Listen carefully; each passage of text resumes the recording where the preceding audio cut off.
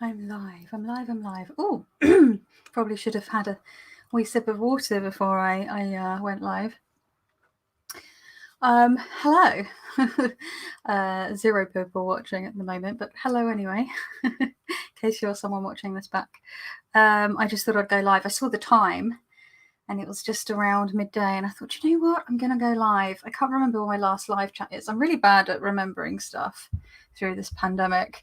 Let's just have a look when my last live was a couple of weeks ago, maybe 2 weeks today. Let's have a wee look-see. I don't think I went live last week. Meow. Let's see, when I was doing the oh no, very not safe for work. Oh, was it? The, when was that? The 9th of June. Oh, that was last Wednesday. Okay, so 8 days. Hi, Laura. Lovely to see you. Oh, you've just reminded me. I saw come up on my thing that you've done an in-depth book review, and I was like, yes. Was it Jason Mankey's book? And I like Jason Mankey. Hi, Chris. You all right, my love? I like Jason Mankey. I've listened to him in some podcasts. Hi, Naomi. And yeah, so it's on my to get list, my to buy list. My to buy list is very, very long for both fiction and non-fiction. How are you doing, folks? You all right? What's it like where you are at the moment? Hope you're good. I guess I should do an update. Michelle, hello. No, Misha's. Oh, sorry, no, Misha Magdalena's. That's it. Outside the Sacred Circle. Do you know what it was? Sorry. Jason Mankey tweeted the book, like giving it a boost, and in my head I've done that. Sorry. And I'm also thinking of another book that has something to do with Circle, or maybe it's The Witch's Cone of Power. Anyway, that is on my list. My brain. So yeah, sorry. Brain gets confused. So yeah, I just thought I'd do a quick live and a quick update. I've just got the dregs, not the dregs, the sort of a third of a cup of tea left. Meeting that I've got the very last of a brownie. The doorbell went this morning and it was the postie, and they dropped off a box. And me and my husband were like, ooh, what's this? And we opened it and it was a box. It said, refrigerate immediately during warm weather. And we were like, oh, well, this is clearly edible.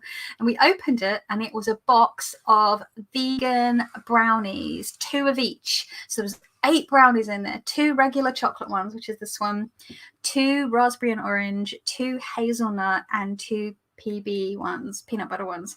So we are set. And actually, I've eaten a whole one and I'm struggling. Like, it is really rich. It's more like a fudgy than a cakey brownie. It's more like that kind of style. But and it's really starting to melt. But it's tasty.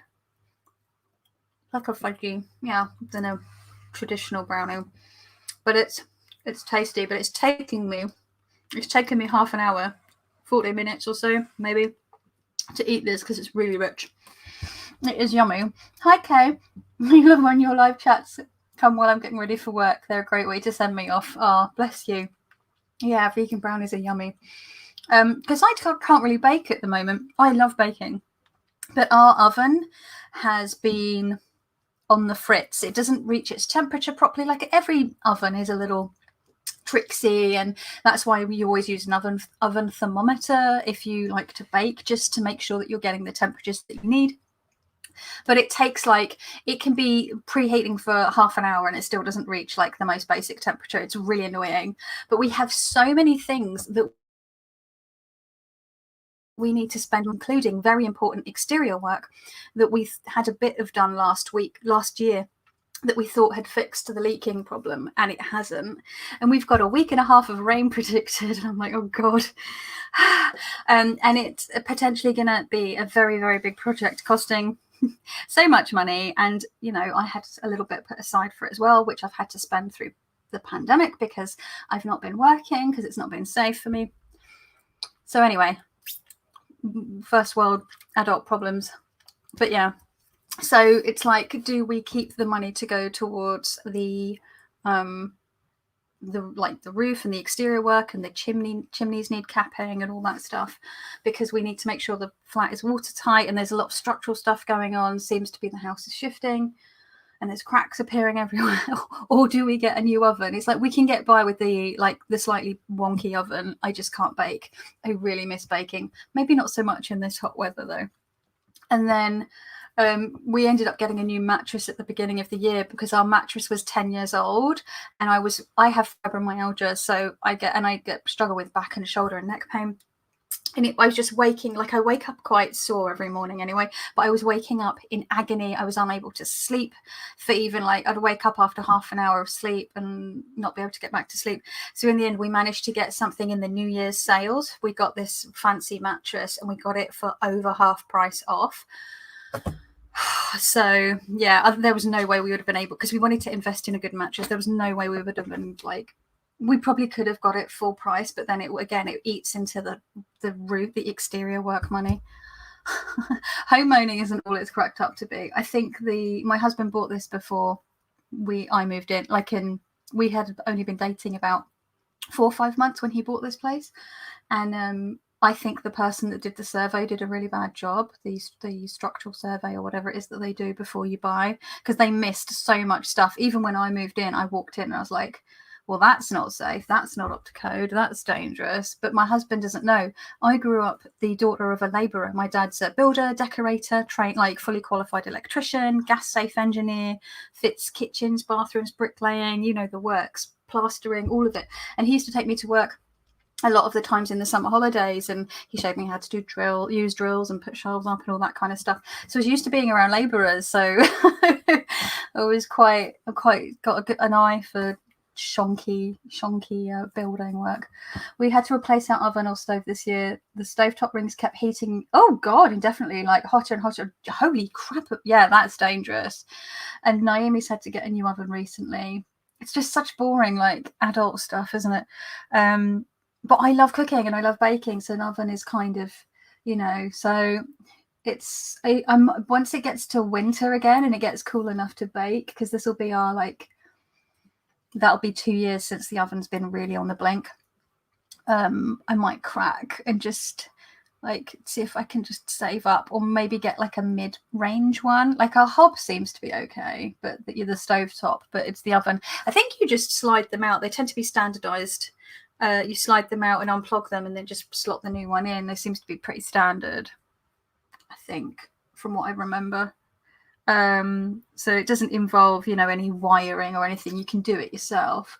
A bit like putting a washing machine in. Whoa, this is really boring. I'm going to stop talking about this. Let's just see who else is in. Spirit Healing Tarot, good morning. Who was it? Someone asked me how I was. I'm okay. I had my ultrasound thing. I had my MRI, or I think I spoke last week about having the MRI. I went to get the hiya Gypsy Heart Tarot. I went to get my results yesterday. I went back to see the head and neck surgeon for my results. I had to take Valium. I was just and we had to travel home during rush hour, and we ended up having to get about 6 different buses, jump and walk part of the way as well, because we tried to get on the underground and it was crammed, and people were just cramming in on the underground without masks, just raw dogging each other's breath, with the new Delta variant just taking off and not enough people vaccinated. I'm like, we're so doomed. Anyway, so we got out of Dodge and ended up having to get on and off of buses, because loads of people kept getting on without masks on the top deck, and it was just a nightmare. So it took us 2 hours to get home by bus and walking, when usually it would take about 35 to 40 minutes on the underground and a quick bus ride. So that was fun. But hello, Nancy. On the plus side, it was better. I would rather do that than Naomi, than just risk staying on that tube carriage and getting on that tube carriage even we didn't even get on. And it's just so dangerous. You're mostly locked down, masks still mandatory everywhere. Yeah, we've had our restrictions delayed. We've had stuff maintain restrictions, which is basically they can't have nightclubs and really large gatherings. They've still said large weddings can go ahead. It doesn't make any fucking sense. It's ridiculous. But the wedding industry was having a bit of a meltdown because they're like, but what about us? It's like, I get it. Like, I work in the wedding industry. Like, I haven't done makeup for 15 months. But the virus doesn't give a shit.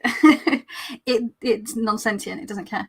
It's really tricky because people are, it's their livelihoods. I'm very lucky that we can rely on my husband's not amazing salary. Like, we have to be frugal. So, I don't know. It's a tough one. And then it was interesting because Boris Johnson, he announced this on Monday, and he said, when it comes, people were asking about the 19th of July, and they're like, will you do away with masks and social distancing on the 19th of July? And he said, well, yes, we'll probably do that. Or some people will probably want to continue to be sensible and wear masks and just, and he's like, was that a Freudian slip? He's basically saying it would be more sensible to continue to wear masks and socially distance, because yes, more people will be vaccinated, but we still won't be anywhere near the amount that we need, which is more like 90%, 85 to 90% needed with the new Delta variant, which has vaccine escape. It's more transferable, it's more severe, transmissible, more severe. It has a larger R rate. So yeah, it's just really frustrating because loads of scientists are like, it's not about just relying on the vaccines. I don't know if anyone's seen it. Look it up. It's called the Swiss cheese model. So, you don't just say, well, I'm just going to use vaccines, or I'm just going to wear masks, or I'm just going to open the window. It's the power of and, right? You get vaccinated, fully vaccinated. You wear your mask. You socially distance. You keep indoor spaces ventilated. You use all of those things, because all of them things on their own is not enough. So I just dread it, because we're still meant to be wearing masks, and the number of people on the buses and tubes yesterday that were not wearing a mask it's just every time we go on another appointment, it just gets worse and worse and worse because people are fed up. But the virus doesn't care if you're fed up. Again, it's just like I think people are just like, oh, it's summer, it's fine. No, it's not fine. Yeah, like there were a couple of times we were on the top deck of the bus yesterday, and there were quite a few people on. At one point on 2 different buses, me and my husband were the only 2 people wearing masks. There was one guy that was sitting 2 seats in front of us on the other side of the aisle who had a mask on, but he was wearing it like this with his nose out. So I was like, you may as well not even bother me, seriously. So we still have no haircuts, no movie theatre. See, this is the thing, Laura. People are going, oh, we're still in lockdown, and blah, blah. It's like, we are not in lockdown. We have some restrictions. We have barely any restrictions. It's so frustrating. There are just a few more things to be removed, and that's it. Like, it's basically life is back to normal here, and cases of the Delta variant are rising exponentially with these current restrictions.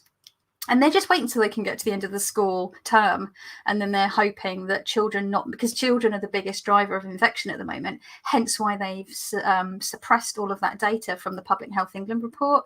British Medical Journal put out an open letter to the government. Even other politicians from other countries have been writing to Boris Johnson and asking for Public Health England PHE to release the statistics, the data on the infections among children, because they're the ones driving it, but the government don't want to admit it. It's what they did last year as well. Anyway, again, the first bit was boring adulting stuff. The second bit was just stressful fucking bloody panny stuff.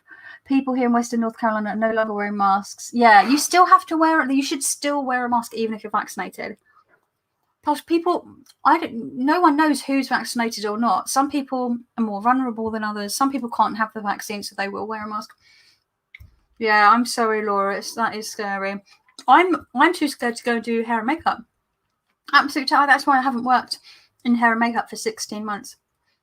15, 16 months. Because I don't feel safe being all up in someone's face for hours on end.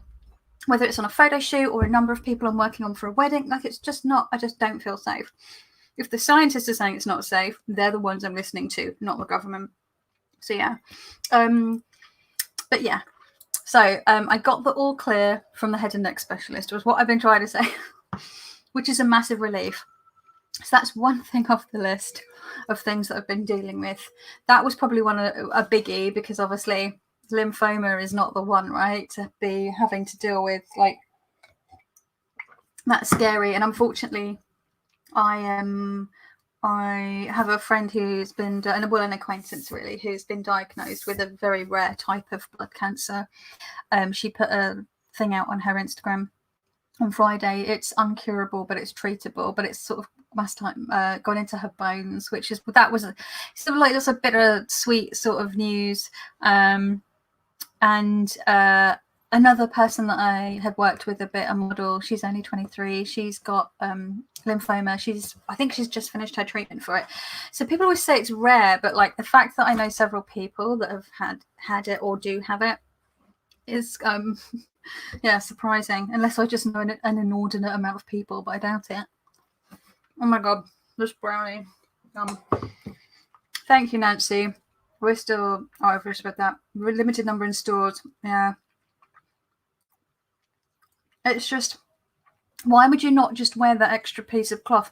And I know people are like, my freedom. And it's like, it's literally your freedom has to have some limitations when it comes, your personal freedom when it comes to the health of everyone around you. When you live in a community, you have to make some compromises, right? And wearing a bit of cloth over your mouth is okay. Like yesterday, I have anxiety, right? I was double masked. I had a disposable medical mask. Then I had one of my own cloth made masks over the top. It was 28, 29 degrees Celsius. I don't know what that is in Fahrenheit. And I was on the London Underground, and I was still able to, and a bit panicky and stressed because I was going to get some potentially horrible news. And I still managed it. Like, Jesus, people, like, oh. Yeah, that is stressful, Kay. That is stressful. Like, all my parents are frontline workers. My dad works for the ambulance service. My mum is a childminder. My stepmom works in a care home. And my sister works quite closely with people. So, you know, my immediate family is at risk. Although a lot of, well, let's not even go into that.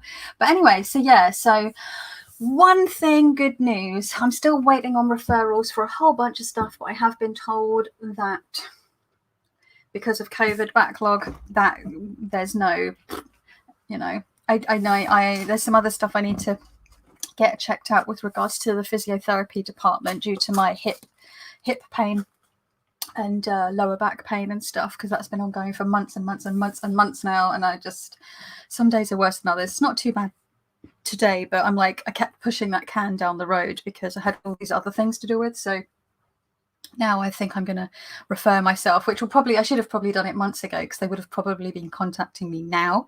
But if I do it now, I probably won't hear from them till the end of the year. We will see. Let's hope that's nothing serious, like a pinched nerve or whatever, or something to do with my discs. Hey, Candy, and hey, Jennifer C. Willow, you all right? I wear a mask for over 10 hours a day. You get used to it. Exactly, Naomi. I had a mask on. I left the house. I had a mask on for 4.5 hours straight in boiling hot weather on and off the tube and on buses and in a hospital, like without taking it off the whole time. And I managed. Yeah, it's insane, Naomi. Just, it's the highest it's ever been. I mean, it was the highest it was ever been a year ago, let alone now. It's just crazy pants. Yeah, exploratory surgery I'm waiting for. Yeah, I went to see the head and neck surgeon yesterday, Candy, and they said that the scan, like, everything looks good. The blocked salivary gland that I have, I don't know if I spoke about that, on the right side, it's atrophied. But you have loads of salivary glands in your mouth, so that's okay.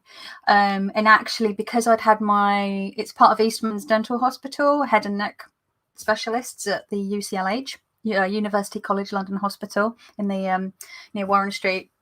They because it's all on their file. I'd had my lower wisdom teeth removed 10 years ago, back in 2011, and they did a full x-ray at the time just to check what was going on with my teeth. So they were like, actually, we pulled up your dental record from when you had your wisdom teeth removed back in when you had the initial x-ray for the procedure in May 2011, and the stone, it's like a little calcified stone of whatever, was in the salivary gland even then. So it's been there at least 10 years.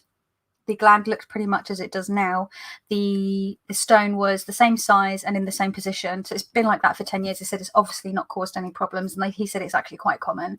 He said, it's there now. He said you can opt to have it removed, but that can often cause more problems. And if it's not causing you any pain or discomfort or anything, then and you've got your other salivary glands doing their work, it's fine. He said if it ever started to cause problems, we would look at that. But he said it's been like that for a minimum 10 years. So it was so good that they could pull that up from 10 years ago and go, oh, look, it's there. He said just out of interest, he said, I thought just out of interest, I'll have a look, because it came up on the system. And he was like, yeah, it was there.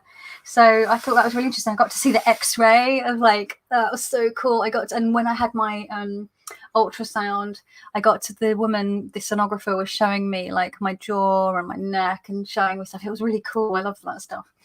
Anyway, so that was something. So yeah, I feel like I need to keep reminding myself that the health thing is a journey, rather than it because there's so many little things that need sorting out, and because of COVID it's going to take a while.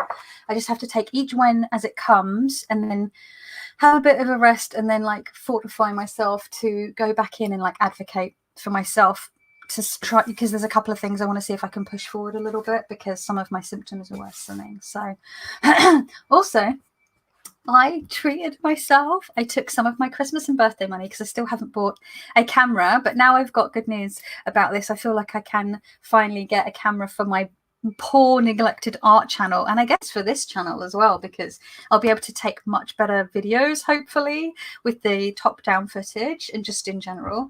But so I was like, I'm going to take some of that Christmas and birthday money. I bought myself this incredibly comfy romper. It's like a romper thing. It's not a dress. Tie-dye from a small company that tie-dyes little things, because I need something to knock about in, because I usually wear my big Lucy and Yak dungarees even in the winter, in the summer, but they're corduroy and it's so hot, and they're long-legged, so they're not really great for really the hot weather.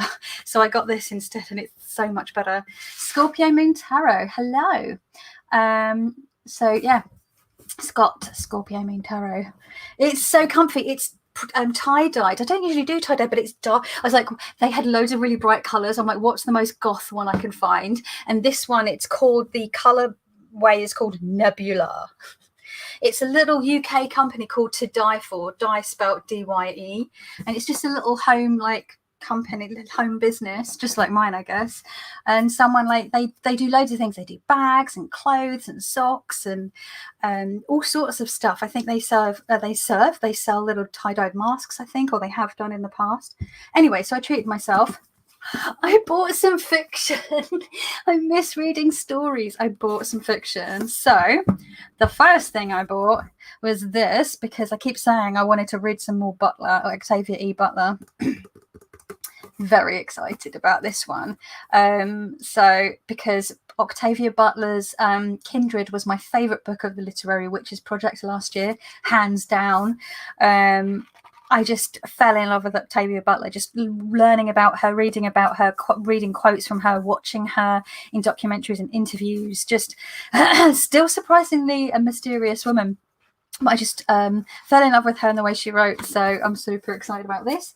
And another one that a friend actually recommended to me, they said they thought this would be my bag, because I'm very into period drama stuff and fantasy, but period. I really love period drama fantasy. So stuff like excuse me, stuff like Shadow and Bone is really up my street, because it's fantasy but make it old school, but make it Victorian. Or Edwardian, that's my thing. And it's called The Doll Factory by Elizabeth McNeil. So I thought I'd get one off of my wish list, my fiction wish list, and one that was recommended. So to one of each. So I might do that going forward. I'll take one off of that I've had on my list and one that I've seen friends recommend. So I've got Wild Seed. Oh, nice candy. I've not read that. The only one I've read is Kindred. And it's taken me 6 months to get around to picking it up. But you know what also I finished? I finally finished Rebel Witch, and I finally finished Madame Pamita's Candle Magic. Again, I've had this for about 6 months. And you know what I've been doing? I've been doing something different. I've been getting up, and instead of taking my laptop downstairs and just getting straight on the internet with eating my breakfast, looking at fucking Twitter or whatever, I'm like, no, leave the laptop on the desk, and that way I don't have to keep bringing it up and down. I can just leave it on the desk. It'll still be there when I go up to sit at the desk. And I'm going to read. I'm going to eat my breakfast and drink my tea, and I'm going to read. And it's helped me like finish these 2 books. So yeah, love both of them. They're both nice hardbacks with really nice covers as well. Like, look at this. They're really upping their game. Highly recommend Madame Pamita's Candle Magic book, especially if you've never done candle magic. I ended up rebuying, if I can find it. Where did I put it? Where is it? Oh, all my witchcraft books are down here. Oh God, let me see if I can find it. I don't know where I've put it. Maybe it's here. Is it here? Oh, I don't know what I've done with it. Oh, what's his chops is Scott Cunningham's book on candle magic. Where the hell is it? Oh no, it's the Inside Incense, Oils and Brews. I used to have the one. Didn't he do one with Buckland? The hang on. I could have swore he did a candle magic. Unless I'm imagining it. Maybe it was Buckland. I remember having a candle magic book back in the late 90s, early noughties. I can't remember who wrote it, and that was okay, but this is really good. Like, it's really like lays everything out step by step. Definitely a good reference book to have. There's a couple of other candle magic books that have come out in the last year. There's one by Mystic Dylan, which I think, and then there's one that I keep seeing that's got like a yellow cover, and I'm tempted to buy them so that I can, like, I don't really want to pit authors against each other, to just see the different approaches. But at the same time, I'm like, maybe I do just stick to the one, because then it confuses the message. But I really like the way Madame Pamita explains stuff. I really like her approach, and actually it just got me excited about candle magic again, because you get, you know, after over 20 years of on and off practice, you do get stuck into a rut, or you become uninspired, and this really, really helped. So finished that. And there's I mean, if I show this bit at the back, it packs a wallop. It's small but mighty. From this last chunk here is there's a number of appendices for different things, and a glossary, and an index, and a bibliography, like in this tiny little book. Like, it's just so good. And then Kelly Maddox's book is really good, because you get it's very, very first of all, I like the size of the writing, because my eyesight is not great after a year at staring at computers, and I'm overdue an eye test now. It's been 3 years since my last eye test, and they get you to go every 2 years. But I don't feel safe until Penny is like dead and gone, or I'm dead and gone. We'll see what happens first. I'm not going and getting my eyes tested. It was easier on the eyes. Bye, Kay, lovely. Have a good day at work. But I really liked Kellyanne's. Well, firstly, I can hear her voice in my head, because she writes how she talks, how she speaks. So, you know, hello Pop-Tarts, chickpeas, fizzy, you know, what's flicking your switch, we all know at this point. Well, maybe you don't, I don't know, but if you haven't watched any Kellyanne Maddox, I could highly recommend go check her channel out. And so I just really like the way she approaches everything, breaks everything down into easy digestible chunks. And then what I really like, because I'm a massive fan of prompts and sort of workbooks, you get write it, so you get stuff to journal about, and then you get try it, so you've got little activities to try. And I really like that, because it's encouraging people to sort of really get involved and get hands-on. If I had this book back in like 1996, 1997, when I was just making my fledgling baby steps into the craft, holy hell, kids these days don't know they're born. I would 100% recommend this book to a noobler, and I 100% recommend it to anyone that's been a bit old in the tooth when it comes to the craft, like myself. Like, you know, a quarter of a century in doesn't mean you can't learn new approaches. So hi Stephanie. I really bye Sea Willow, bye Jennifer. I really enjoyed it. I like that Kellyanne didn't shy away from the sort of more gnarly, crunchy aspects. I liked how she's very much about you doing you, and I know some witches are going to hate that, but for myself, this really works. And this feels a bit like validation, a bit like Six Ways was for me doing my own thing, because back in the 90s, I was reading all these books. You know, there was a lot of Scott Cunningham, Raymond Buckland, Silver Ravenworth, whatever your opinions may be of her. Some of the other ones, there was Elaine McCoy, whose research, like her, you know, there's you know, I'm trying to see if I have got any of the old school ones. A lot of them I got rid of when I had my hardcore dickhead atheist, like as in like being a bit of a dick atheist phase, and I got rid of loads and loads of witchy books. There was a lot of them were based around Wicca, and there's nothing wrong with being Wiccan, but I realized that it wasn't for me. And it's very prescriptive and very sort of like, this is what you do, and you always cast circle, and you always call the quarters, and you always do this, and you always this, and like it felt very not my bag. So as I got into the sort of a bit older, and I started to discover things like folk practices and stuff like that, I was like, yeah, this is my thing, like the dirt stuff, the hands in the dirt, quick, dirty stuff.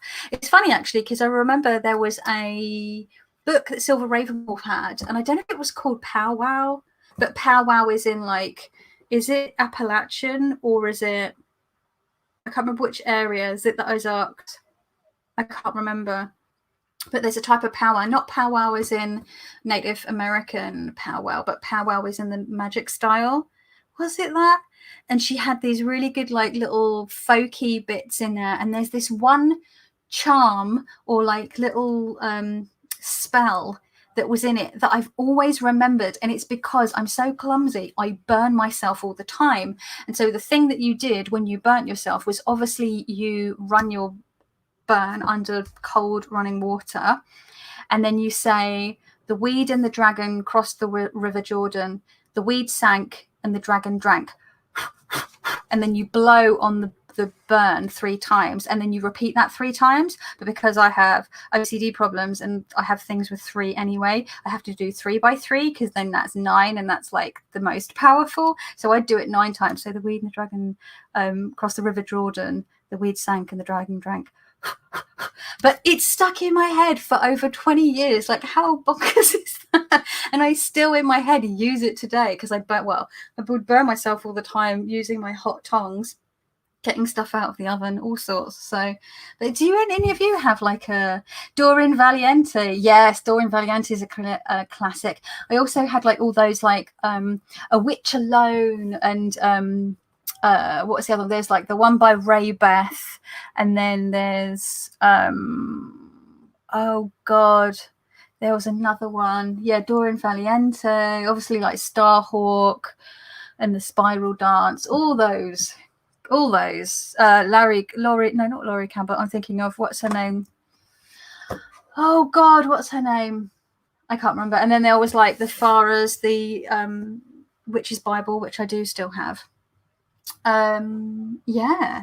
So do any of you have like a little spell or charm that's stuck in your head since there's supposed to be an audio version of Rebel Witch read by Kellyanne. Oh, that'd be great.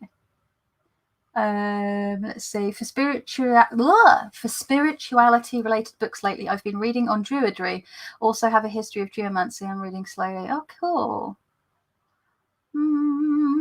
How am I getting on with Psychic Witch? Very, very slowly. I keep circling back to the first few exercises, just because sometimes I'll leave a bit of a gap before I go on to the next one, and I'm like, oh no, but hang on, I'm not up to scratch with the previous one. So really what would be better is to just be a bit more consistent with it, because I keep cycling back. I do really like the count, that very first one, which is the counting backwards from 100 to 1. I find that really good just for chilling out. Really nice. Gabs Gable says, yes, bought the Madame Fomita book and find it so empowering for my own practice. She also has a tarot book that came out before this one, actually. And does anyone have that? Because I'm thinking if it's even half as good as this, I probably want to read it, right? How many tarot books do you need? I realize, though, I don't actually have a single tarot book that is just meanings. Not one. I have guidebooks that come with tarot decks, or separate guidebooks I've had to buy, like, not had to buy, but I've bought, like, the complete guide to the Tarot Illuminati, which is that more of a chunky book that Kim Huggins wrote for Eric C. Dunn's Tarot Illuminati, which is a really great book. I do recommend that. And then I've got other books that are like workbooks I'm looking over. I can see Tom Benjamin's Tarot on Earth and Your Tarot Toolkit, as well as, you know, other older workbooks like 21 Ways to Read Tarot and Tarot for Yourself by Mary Kay Greer. I've got a book on spreads by Liz Dean. I've got some stuff by Robert M. Place, some stuff by Yoav Bendov, stuff about tarot and psychology, Untold Tarot, stuff by Caitlin Matthews, but yet not a single, like, just a book about meanings. So I need to do that. I've got one on tarot symbolism, which is what's it called, the complete guide to the Rider-Waite Tarot, that looks at all the symbols. The tarot playbook, lots of stuff on Marseille, Barbara Moore, Joan Bunning, some stuff about the Waite-Smith, just like the history of it, by the Secrets of the Waite-Smith Tarot by Marcus Katz and Tali Goodwin. But yeah, not a single, just a straight up. Does anyone have a favourite, just like, book of meanings for tarot? She asks after reading the tarot for 24, 25 years. Should probably have one, right? After a quarter of a century. Have you read The Fifth Sacred Thing by Starhawk? I think I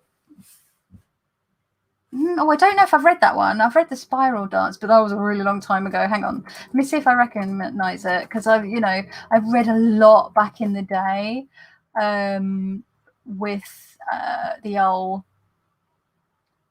is it the one am I thinking of?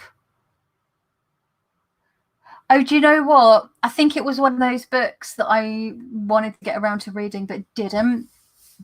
The Holistic Tarot, I have that one as well, Scorpio Moon. But again, that's not, it's not like a strict just meanings book.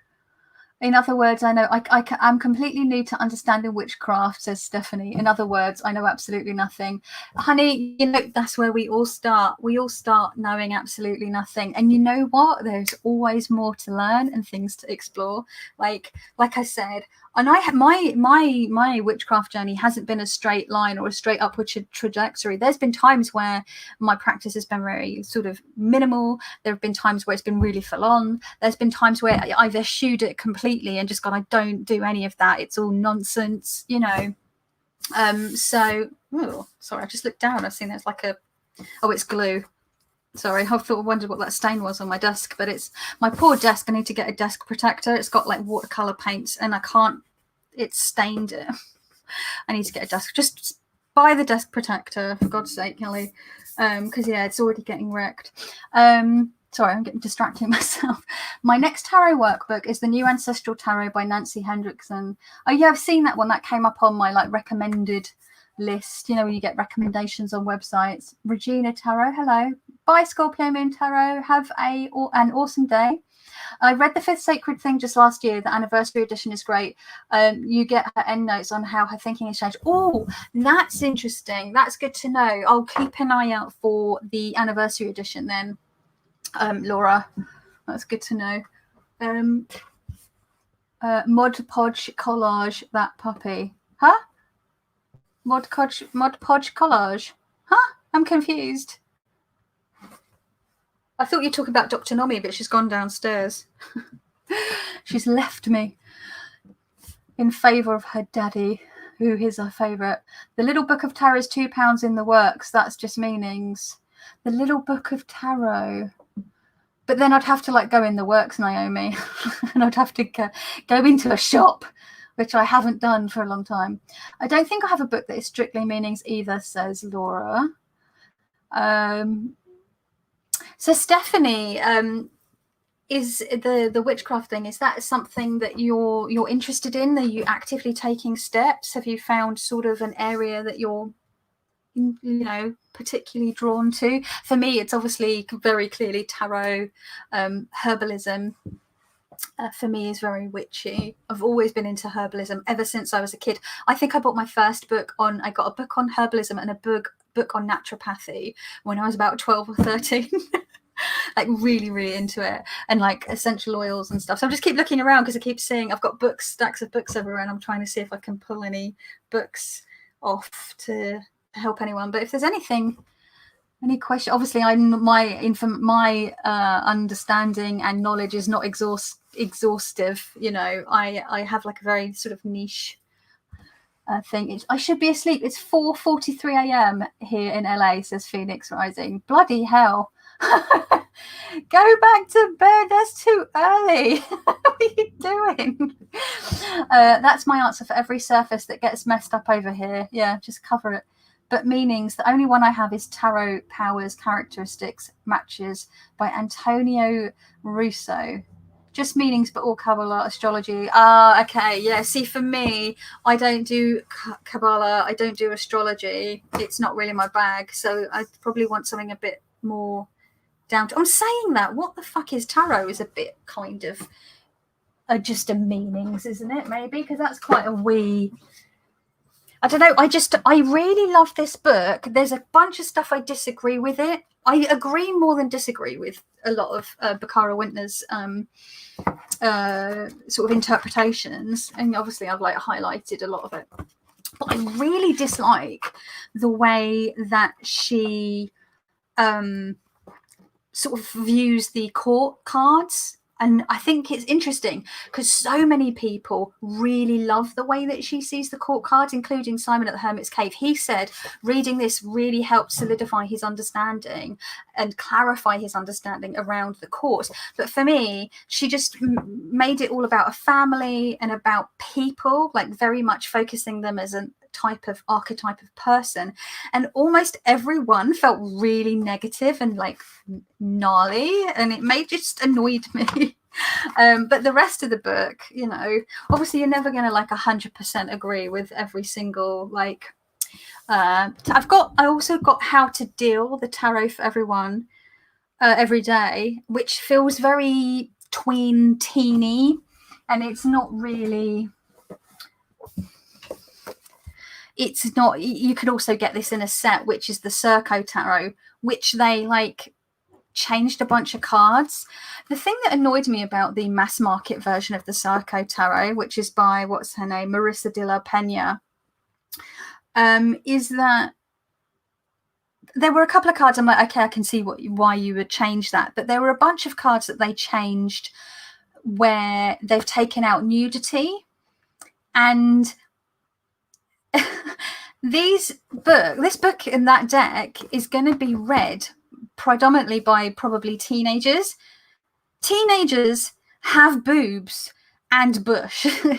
Why are you taking the bush and boobs out of the card? And it's cartoonish art. It's like very abstract, not abstract, but sort of expressive. It's not even realistic art. It's a very sort of playful kind of art. So to just take that out just felt so like, I mean, it's released in America. So again, there's that whole like, you know, that sanitizing stuff, because what would somebody think of the children? But yeah, it just irritated me. So the book has the mass market version images, but I've got the indie version. And then yeah, so I I read this book, and I remember I highlighted in one color the things I agreed with, and highlighted in another color the things I disagreed with, because I was going to do a review several years ago. And then there's like bits where you can journal, and I think I filled one of them in, or at the end of each section. I know that I filled something in here. I don't know if it's at the end of each section or at the end of each.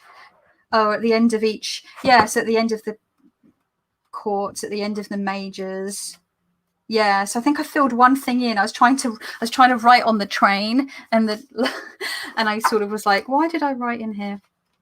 But yeah, so I guess that's a book of meanings. But you know, one that's, these two are very new and very like, I feel this one's like tweens and teens, and this one's like late teens, hip 20 something. I'm a 40-year-old middle-aged woman. Removing nudity from mass market Dirk could have been a publisher issue. Yeah, that's what I mean. If 100% Laura, it's totally like, you know. Kelly, I think you have some trial visitors. Oh, are there? There's always some, aren't there? Let's see what stupid stuff they have to say. But you want to move to London, says Phoenix Rising. Why not? I have tarot and oracle cards. That's about it. I grew up Christian, as you may know. It is frowned upon, but I don't feel that way. I see witchcraft as a natural practice. Yeah, that's good. But you know, everyone starts somewhere, right? And just go at your own pace, find what interests you, and just take it from there. So yeah.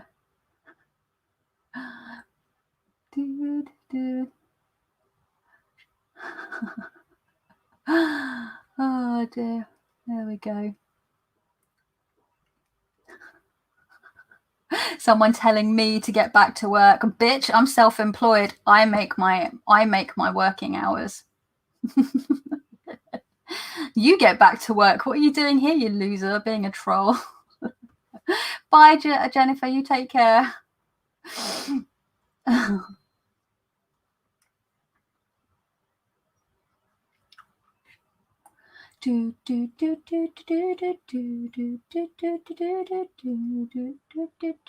Sorry, just checking I'm up to date with messages. Okay. Oh, so yeah, trolls, they're always so like asinine and like just they're never really offensive. They're just fucking stupid. It makes me laugh. It gives me a giggle. It's like, if you're not enjoying yourself, or if you think this is boring, what more for you? What's your go-to deck currently? I'll just grab it because it's right here on my little tarot trolley. Boop, boop, boop. And it's just right there with the little crystal on top so it doesn't blow away. So for me, it's been the Numinous Tarot, which people that have been watching my lives recently are probably bored of seeing, because yeah, it was like, when was it? Maybe the beginning of April, I want to say. I've been using this since.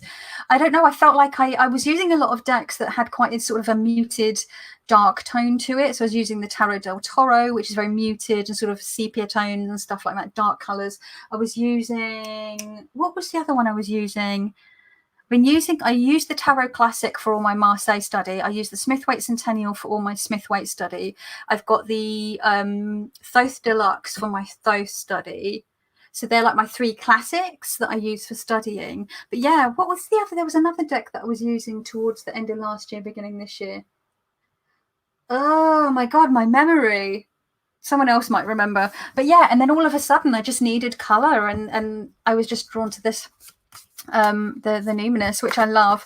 Part of me wishes I could get the new version, because the box is all sort of self-contained with the book, and the cardstock's been updated to not be so glossy, and I think it would be really nice. But at the same time, you know, am I going to replace a deck that I've already got? I always keep saying like I should get a new version of the Line Strider, because the current version is like cardboard. Well, not the version that I have is like cardboard, and that I should get a new version of the Raven's Prophecy, because I kind of messed up that I edged it in like a really sticky metallic pen, and trying to shuffle them just does not work. And I've tried separating them with like powder and stuff on a number of occasions, multiple times now, and it hasn't worked. So I'm just like, can't really use the deck. It's really, really tricky to use. So, you know, but then why I'm always like, why am I going to buy a deck I've already got when I can get a deck I don't got? Back in the chat now, was listening but working. I missed the troll. Oh yeah, the trolls. You didn't miss much. Yeah, no, you took the words out. Oh, I didn't miss much, Candy. I'm just going to swap my empty mug out for my water. Gotta stay hydrated, folks. What's the time? Because I've probably been, oh bloody hell, been chatting for 50 minutes at a twaddle probably. Oh, while I'm here, I'm like the worst at promoting myself. Jesus. I've got a shop update on Monday. I'm sitting here because I've photographed all the pouches that I'm putting in the shop on Monday. And they're literally right here because I was going to sit down and edit the photos. And then I was like, oh, actually, I need a break. So in order to have a break, I had a cup of tea and a brownie and did this live. This is my break. Trolls are like so pre-pandemic, right? Like, get a new hobby. Can you imagine that? Like, I don't know. I just always find trolls really bizarre because basically they're trying to find lives that they're just looking to see who's live, right? Just for the sake of it. And they just go in and just say really stupid stuff. Like whether they're trying to be offensive and swear, whether they're trying to like say something about my appearance or whatever. Like, I don't give a shit what you think about my appearance. I don't exist for your like viewing pleasure. Like, you know, like if you don't like, don't look, right? Or they'll just say really asinine stuff. A lot of them are probably about 11 or 12, let's be honest, because they're like, I said boobs. Like, okay, however you get your jollies. But I just find it so bizarre because like life is short, and you know, someone that I care about, there was only an acquaintance and an online friend, someone that from a podcast that I follow, but we chatted a bit online for the last 2 or 3 years, and he passed away unexpectedly last Thursday, so it's been a week. And they didn't put the announcement out until the family didn't put the announcement out on social media until Friday, so 6 days ago. And I knew he had a underlying heart issue, but you know, loads of people have underlying heart issues, and it was just really sudden and unexpected, and it just sort of he didn't wake up that morning knowing that it was going to be his last day. It's okay, Naomi. Like, I didn't know him. It was just via his podcast and chatting to him online on Twitter for the most part, him and his partner. And it was just, it really shook me. It was really upsetting. On my way to bed, thought I'd say hi. Hope you're all well. Hi, Hecate's Crossing. And it's like, I don't know. Sometimes it can just go, what was that actress, that woman, she died the other day. She was hit in New York by a scooter and she was in hospital for 10 days and then she died from her injuries. Like, she was just crossing the road, you know, like. And there's people who literally go and they create dummy accounts, or they use their own account, whatever, I don't know, and they go and find lives and then just say stupid shit. And I'm like, this is what you choose to do with your time, says the woman, like talking to a camera to people. But you know what I mean? I'm not trying to be disruptive or destructive or hurtful, you know. So yeah, we're never guaranteed a tomorrow. It's just it happens.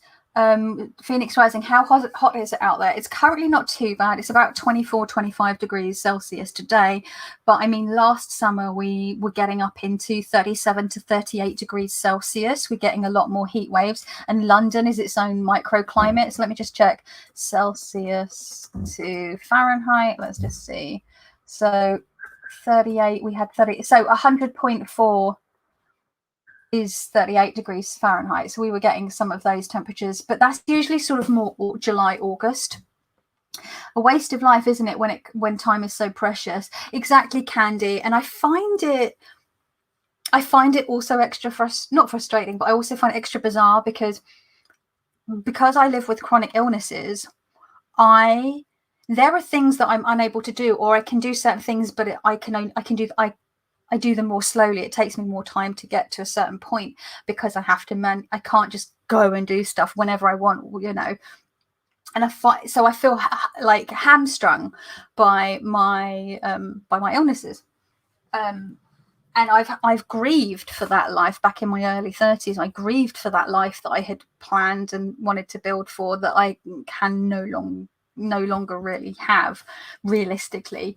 And it's frustrating, but I'm currently, you know, touch wood, I'm still here for now. And I'm trying to make the most of it when I can. So no, 100 point for Phoenix Rising Fahrenheit. It's midnight for Hecate's crossing. Goodness me. 20 degrees in the northwest, says Naomi. That's not too bad. You're moving into winter. Whew. Are you in Australia or New Zealand, Hecate?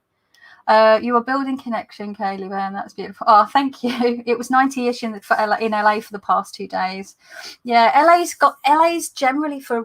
I find being in LA, the heat easier to deal with, and I think that's partly because it's a little bit drier. I know you're by the ocean, but it's a little bit drier.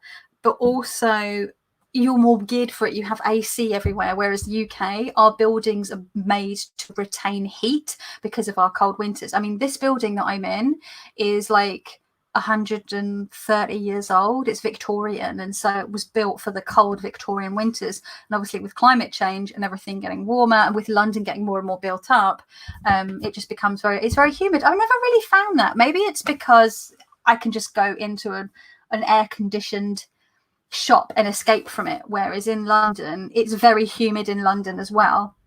Oh, it's not very humid. Oh, okay. Yeah, that's what I thought. My experiences of being in LA have been pretty sort of dry heat. Yeah. You know, it's not.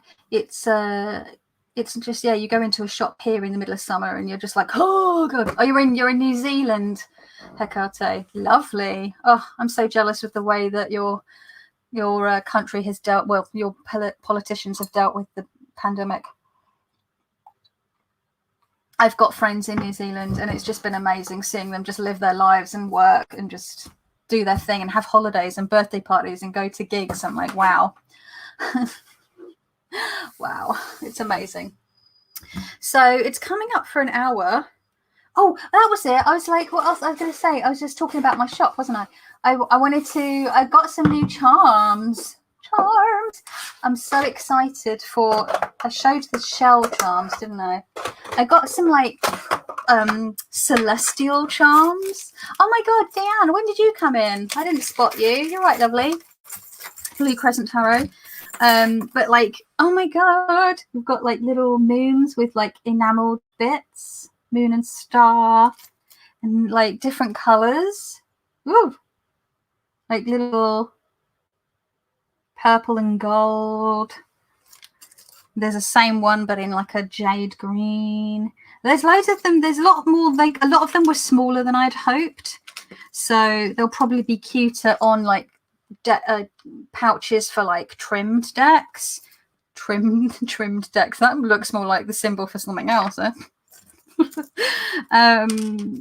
was it? Oh, I've already stitched a couple on some other pouches, but there's the same one but in like a golden yellow. Yeah, they're really cute. Celestial stuff. There's like a little pink moon one. Yeah, so cute. There's like hearts with little moons and planets. So yeah, there's a bunch. I quite like them. I might see if I can order some like larger sized ones, because the little ones will be so cute on the pouches for like the Marshmallow Marseille and the Tarot Serene. So I got those. What else did I get? What can I remember what I got? Oh, I got some Fleur de Lis. I've already got a pouch coming up this Monday with a Fleur de Lis on it, which was this red one. Classic, right? Hey, Neem, you all right, my love? I got some snakies. Cute snaky snakes. So I really like those. And then I got some really cool like skull and crossbones, and I want to keep this pouch for myself. It's like my two favorite colors, purple and green, but it's like a royal purple and like a dark forest green, or like a dark emerald, and it looks like just like a poison colors, and this like skull and crossbone. I love it. So yeah, I got those. And what other ones did I get? I'm sure there were some other ones. I don't know if I've already showed those. I showed the bees and stuff, didn't I, last week? The chalice wells, the shells. Oh, that rhymes. The chalice wells and the shells. Oh, I showed the playing cards, didn't I? Did I show the playing cards? I can't. I need to. I've got so many different charms now, and I've only got one little storage unit. But it's starting to get confusing. Like I need to get another storage unit to separate them out a bit more, because there's a little bit. I've sort of had to fudge it a bit with what I've put in together. Oh, horses and unicorns. Okay, so I've got Pegasuses, and unicorns. So there's unicorns. That was a bird. That was not a horse sound. Holy shit. And where's the Pegasuses, little Pegasuses. Well, it wouldn't be making that noise because it'd be flying, so it wouldn't be making. Clearly I need to have some lunch. Oh, Laura, thank you. I've got a whole new bunch. So I've got two that are specifically for the this one I made specifically for the Tarot Siren, and it's got little pom-poms, cute little fluffy pom-poms. Unicorns. No, don't you think? Lovely voice. I am a singer as well. Sing more as you check the merch. And then I forget, that is completely what's the word when I do the meowing and like the singing, it's like I don't realize I'm doing it. I don't know, it's not like a tick. But bye, Phoenix Rising. I hope you get some sleep and rest up. This one I made specifically for the Marshmallow Marseille. Just so cute. I love these little bows. It's like a peach and periwinkle blue. Yum, yum, yum. And then I've got some. Oh, here's one of the new celestial charms. I put this one on. This whole pouch makes me think of Lumpy Space Princess from Adventure Time. I kind of want to keep this one as well. Like, I've made so many pouches that I want for myself. It is unicorns, Naomi. Did you psych yourself out on that one? You confused yourself. Ugh. I keep thinking Nomi's come back up behind me. Maybe there's a ghost behind me watching me. I always feel like somebody's watching me, and I have no privacy. Oh. So this. Tell me this isn't the Lumpy Space Princess pouch. Look, it's even got the star. Oh my glob. So I'm like, I kind of want to keep this. No, but I'm gonna, it's going in the shop. This is what happens every time I finish a pouch. I'm like, oh, I could keep this one. Because I went through a phase of never making pouches for myself. And then during the pandemic, because I didn't have the shop open, but I wanted to do some sewing. I was like, you know what? Sod it. I'm going to sew a bunch of pouches for a bunch of decks that I've been meaning to for ages, but hadn't, because I'm like, well, really, I should put this in the shop. But it's really got me over that, oh, I shouldn't have pouches for myself. Because originally I was just making the pouches for myself, and I showed them in a video, and someone went, oh, you should sell those. And I went, and I already had an Etsy shop because I sell like accessories and stuff. This is another thing that's going in the shop, this little brooch. And I was like, okay. But now my shop's known as like a pouch shop and not an accessory shop, when it started as an accessory shop. Keep it, make another. Like, I don't have another one of these charms. I only had the one. If I ever come get a batch of those star things and they have one of these in, I could. You really need to be here in New Zealand then. Easy posting. Easy posting? What do you mean? Don't get high on your own supply, says Name. Sorry, that's tickled me. So yeah, but oh my god, so yeah, like I have to let it go. Of course, we've got the poison one. Oh, it's turning into a. This is what will be available on Monday at 5 p.m. British summertime. So there's the purple and green skull and crossbones.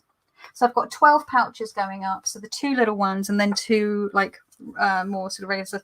And then I've got this violet. With the mauve ribbon and the spell book. Ooh, spell book. And it's got a lovely lavender on the insides. It's all very tone on tone. It's a lovely, it's not really showing up. It's a lot richer than it's showing up in the camera. Oh, those 3 look pretty together, don't they? All the purples. Yum, yum, yum.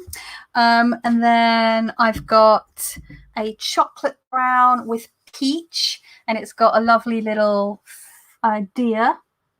It's not a fawn, it's like a full stag with like peach on the inside, peach ribbon, peach stitching. Oh, easy local posting instead of international shipping. Oh, for you, yeah, of course. Okay, so there's the red one I just showed, and that's just got a pink on the inside and then all tone on tone red on the outside with the fleur-de-lis, which is very sort of, I like it's all very serious, and then it's got that little bit of candy pink in the inside. There's a little something. Don't tempt me, my 2 from last round are still in the post. Oh no, if they haven't arrived with you yet, I hope they come to you soon, lovely. I'm not allowed to buy more until they come. That is fair enough. Be strong, be sensible. There'll always be more. They'll be coming up every 2 weeks. I'll be putting more up, so don't worry. And then there's this like sort of green with like sparkly chocolate brown ribbon and a bronze fawn. And I think it's got a paler green on the inside. So I was going for sort of woodland vibes, magical woodland vibes for this one. Because I realise I don't do many greens. This is kind of, it's called pirate green on the shop that I buy it from, because they also do a Kelly green. But I'm like, what is the difference between the two? Because I would call this Kelly green. Named after me, maybe. They're coming. The tracking's fine. I'm going to do a little unboxing. Oh, that's so cool. Thank you. Oh, yeah, I love it when people message me and they say, oh, my pouch arrived and I've put this deck in it. And sometimes people send me little photos with the like deck and the pouch together. And it just makes me so happy knowing where they've ended up and they've arrived at their destination and they've got a little deck. They're housing a little deck or a big deck, whatever. It just, yeah, I just really like it. I've got this fuchsia pink and chocolate with a dragon. So I was going for like retro vibes, weird, like I love weird. I know it's not everyone's cup of tea, but I do like me some weird retro kitschy color combos. So not everyone's going to be into them, but there's usually someone will get them. So this is like a chocolate, and it just feels like chocolate dipped raspberries to me or something. And then it's like a rust coppery color on the inside and a dragon. This one's pretty wild. Again, weird color combos. I was inspired by the charm, which is the Drink Me charm, like Alice in Wonderland. It's a mint. It looks more blue on my screen, but it's more of a minty green. It's got a bright orange on the inside, and this is a neon orange ribbon, and it's just really wild. I just love that. I love me some weird color combos. I've got a sort of, this one's very different to the other one. It's very soft. It's all blues, baby blue ribbon, baby blue stitching, baby blue rose, and then peach on the inside. Very soft pastel colors, very gentle colors. Would look nice with a very sort of vintage Rider-Waite-Smith. I have an olive green one with sort of a pale minty green, fresh green ribbon and stitching, and it's got like the Four Seasons charm. And then it's sort of a tan color or camel color on the inside. Again, so sort of more natural, earthy tones. And the last one that's going up is a navy with burgundy. So more, again, more of a dark, serious one with the caduceus, which is funny because I've been watching Critical Role and one of the characters is called Caduceus, with the caduceus symbol, and then it's got like turquoise on the inside, just as a bit of brightness to counterbalance this really rich navy blue and this dark, deep burgundy ribbon. And it's really nice satin ribbon. So yeah, those are the 12 going up, and I think I'll be putting the little brooch badge up on Monday. So I just need to edit all the photos and create all the listings. Let's see. I love the violet one. Yeah, I do love that violet felt. It's really nice. Let's see what else. Just priorities at the moment with new grandbaby on the way, no ball boy. That's fair enough. No one is ever obliged or to buy anything, honestly. It's just sometimes people say, oh, like you didn't show the pouches, or can you show the pouches? So I'm just, they're there, I might as well share them. Receive my first one from the last batch, black and pink with it arrived. Pentacle charm. The pouch is so well made. I swear Keller doesn't pay me for this. Oh, thank you so much. That means so much. It really, really, honestly, it just makes my day when people are happy with their purchases. Do you know why? Because I put my heart into these little things. I love making them so much. I love coming, like one of my favorite things is I put on a podcast or episode of Critical Role, and I get out all my fabrics, all my charms, ribbons, it's all around me, and I match up all the colors. I come up with all the color combinations, and then I spend an entire day just cutting out tons and tons of pouches, and then I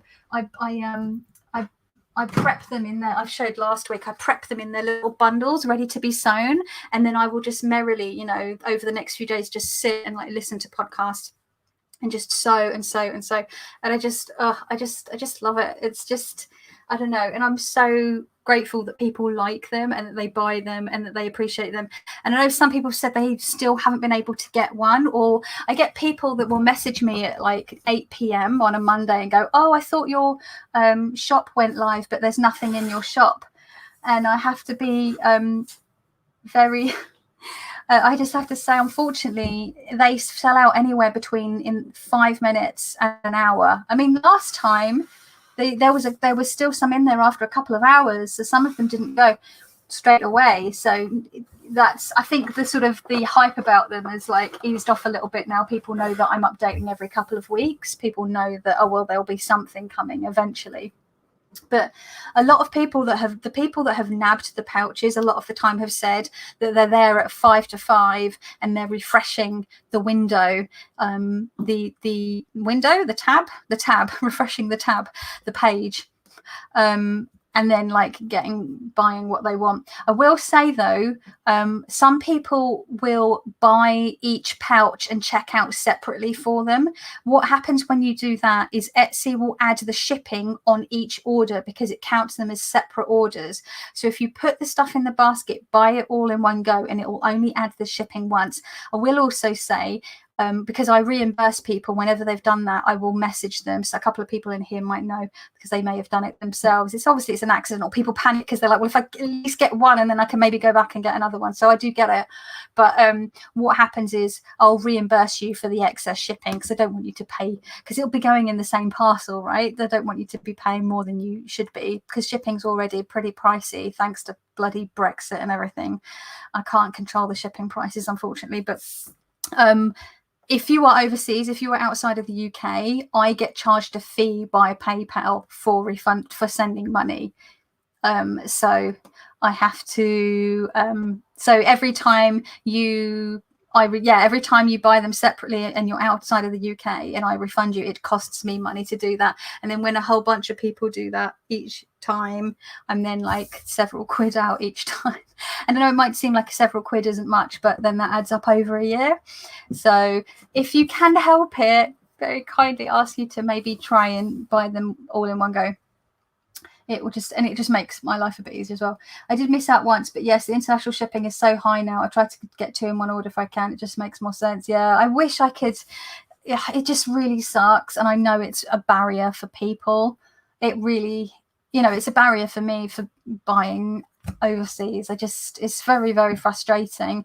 And it seems like it'll only ever go up. It's just, how much more money do they want, right? Watch your preview, make your notes, and soon as stock goes up, hit add, and run to the checkout. Do you know what? It's interesting because there are pouches that I think are quite sort of likable. Like, for example, this one, I think this is a bit Marmite. You either love it or you hate it, right? And I'm like, this one will probably be the last one to go. And then there'll be one that's like really quite, you know, elegant, like this one, which is very sort of, you know, like lovely red tones, very sort of magical and esoteric looking, beautiful fleur-de-lis. And I think that one will be one of the first to go. And I'm always wrong. Like, it's always like the ones that I think will go first go last. Sometimes I'm like, I should really note the color combos and the ones that go quick sooner rather than later. But then again, if I do that, I feel like I will be starting to make pouches to sell. And I know that sounds really stupid because obviously I'm making pouches to sell, but I try to make color combinations that inspire me and that make me happy.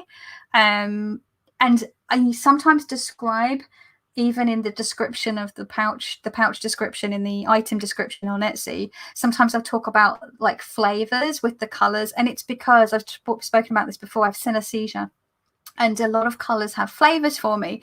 So a lot of the time, these pouches, these combinations, they taste like things. So it's not just about how they look to the eye, but how they feel for me, like the flavor. So I want to make pouches that taste good. Does that make sense? And I don't want to be driven by, I want to make pouches just because they sell. I want to just constantly be making like weird combinations that, you know, may or may not work for some people. Like, I think this goes like a weird, like for me, it works. Look, I have a degree in art and design and fashion. I've studied art and textiles. Like, this works. It's not everyone's cup of tea, but it works. The same with this, right? It's a very sort of retro color combination. I'm really into those weird, like orange and brown and like those kind of 60s and 70s. Like, this is very late 60s when you get all that flower power. This one's a bit sort of mad, sort of like 80s neon stuff, you know. Anyway, I have waffled on so much. My God, I really need to pee. Lol, when I do an exhibition, Kelly, I'm always left with the one artwork I think people will buy first every time. It's great because I get to keep my own fit. Oh, that's a really nice way to look at it. I think you should just do what you do because we love them. Oh, thank you. That's what I mean. Yeah, Deanne, I will probably just whatever goes, whatever doesn't. And if there's still a deck pouch in there after 3 months and the listing runs out, maybe I'll just keep it. I'm always buying for a specific deck, so that's how I pick colors. Yeah, I think that's how a lot of people pick them. The color choices are all great to me, but some will seem more suited to the decks I've got. Yeah, I think that's how most people buy them, to go with a certain, and that's how, when I make them for myself, I make them so I can tell what deck is in there by the pouch and the chart, like the colors and the charm give an indication to what's inside, what deck is inside. I have tried to look into labels so people could label what deck is inside, because these stand up really nicely on a shelf. You can stack them like books. You can stack them up on top of each other. You know, they stand really nicely. They take up less space than like if you've got the larger boxes that some decks come in, you know, it's going to take up less space. Not so much a tuck box, but it's going to protect your deck more than a tuck box when you knock it about, because it's like padded with 2 layers of thick felt. So some pouches, if the deck's small enough, you can get the tuck box inside there as well. Some people can get their little mini guidebooks in them as well. But yeah, I've tried to work out whether I could like use archival ink to stamp on with like little, you know, my little alphabet stamps. But then it's like, how do you attach them? And I toyed around with the idea of using a grommet or an eyelet, and then you have a ribbon and you attach that. Some people, I think, have them printed, but I don't. It would cost me a lot of money to, like, you'd have to have every kind of deck under the sun pre-printed, and that's not realistic. Someone said hammer. Oh yeah. Thanks, Kathy. Hi, Kathy. My daughter's just been doing a graffiti and art assignment and designed a great outfit, included a jacket. Her color combinations are unusual but work for her fashion display. Oh, cool. That's so cool. Yeah, I did a fashion degree many moons ago. So yeah, I'm working on stuff. I'll figure it out. Anyway, I have now been chatting for an hour and 20 minutes almost, and I was gonna say I'm quite hungry. That's a lie, because I had that fudge brownie. I think I'm quite thirsty and I really need to pee. It's because I've had that cup of tea and I'd already had a pint of water before the tea.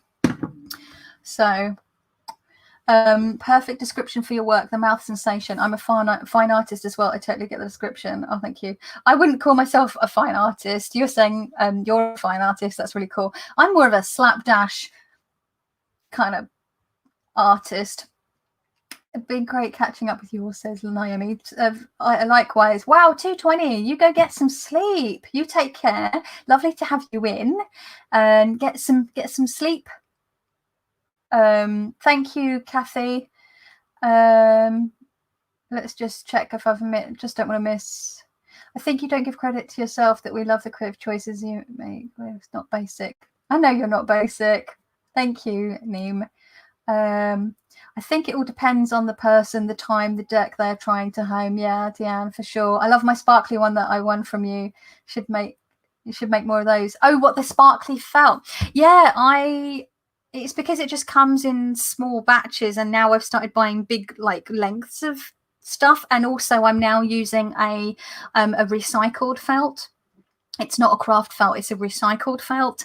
It's a higher quality. Everything I've upped to I've invested in a bunch of newer ribbons, thicker ribbons and stuff like that. So, everyone seems to really like the glitter ribbons as well. So I guess I've got some stuff for Halloween. I've ordered since the beginning of the year.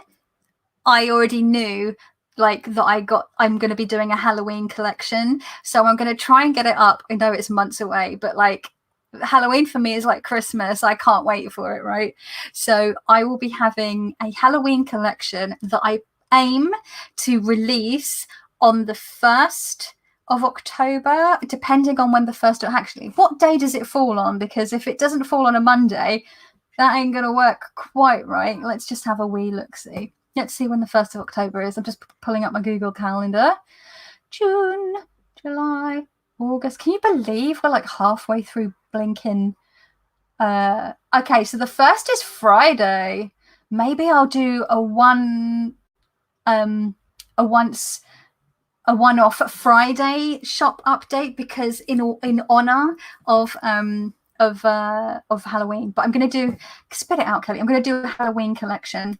So it will be spooky themed charms, spooky themed colors, all that stuff. Oh, hey B, you all right? Where's B? I didn't see B pop in. Boop boop boop. Oh, you really enjoyed seeing your. Oh, I didn't realize you were in here. Hey, hello and bye. I hope you're having a good day. I imagine you might be on your lunch break, B. But thank you for popping in. But yeah, I'll give you a sneak peek of some of the Halloween ones, because every time I come up with a combo or a charm that works, I make it and I put it aside for October. Very, very early preview. These ones are mostly all black and orange, but there will be I will be ordering in more spooky charms, and I'll be doing lots of purples with slime green and all that kind of fun stuff. It's blood red. So I've got the black and orange with the spiced pumpkin lining, and the neon orange, soft orange thing. And then I've got these ones I've shown before. I made these at the beginning of the year. I've got the spiderweb ones. I sold one that was spiderweb with baby pink. I just put one of them out because I want my Halloween collection this year to be bright. And if I'm still going with the shop next year, I'll do a pastel goth Halloween thing where it's all black with soft colors. So we've got these, purple and red. One that's just full on goth, everything, all black, everything's black.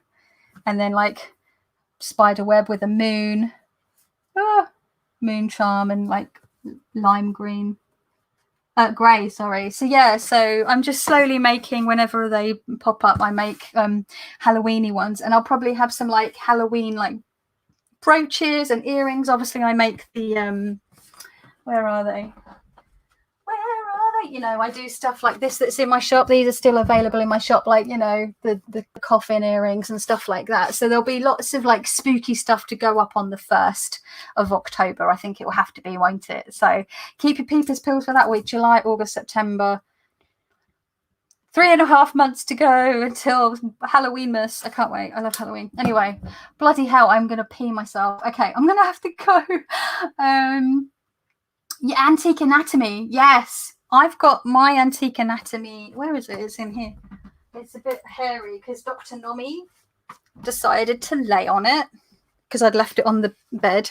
But mine is in this like dark burgundy with this chocolate and then this tiny little skull. But it's a smaller deck. I don't know if you've got the indie version or not, but yeah, this is a skinnier deck. So this pouch is cut. You can see the size is different. So anyway, before I wee myself, thank you so much. As always, it spoke way longer than I originally planned to, but it was lovely catching up. I have done any prototypes for Lenormand decks. Yes, I do have a Lenormand deck sized one. Oh my God. Quickly, let me just go. I've got the, oh no, where did I put it? I can't find it. Oh, I don't know where I've put it. I think it's downstairs because I was using it the other day, my Monster Lenormand, but that's about a standard Lenormand size. Yes, I do have Lenormand size ones coming. Oh, good to know mine's in. Oh, no, mine's not indie. I'm saying, sorry, mine's mass market, my love. That's what I'm saying. I think you've got the indie one. So it'll be different dimensions because this is that thin cardstock because it's mass market. But let me know. Anyway. So yeah, Monday, 5 p.m. UK time, Etsy shop update. What day is it? Thursday. So several days to go. I'm going to edit all the photos and create the listings over the next couple of days. I really need to go pee. Love you all. Take care. Socially distance. Wear a mask. Stay safe. Be well. Ciao. End broadcast.